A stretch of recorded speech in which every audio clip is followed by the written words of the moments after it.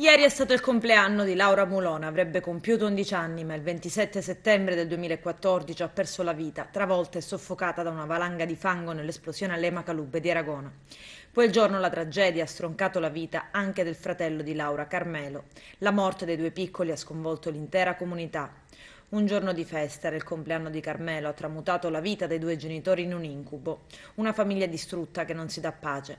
La mamma dei due piccoli ha scritto una lettera alla sua Laura ieri nel giorno in cui avrebbe dovuto spegnere le candeline.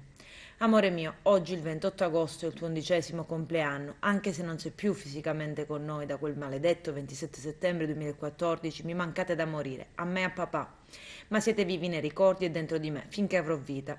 Ed ancora, scrive la mamma, il tempo e la giustizia non lenisce il dolore di una famiglia che ha lottato e continua a lottare, facendosi coraggio anche grazie all'aiuto di Papa Francesco, pontefice che è stato molto vicino alla famiglia. Buon compleanno, amore mio, continua la lettera, ti amo Laura e dai un bacio a tuo fratello Carmelo che il prossimo mese sarà il suo compleanno. Vi amo.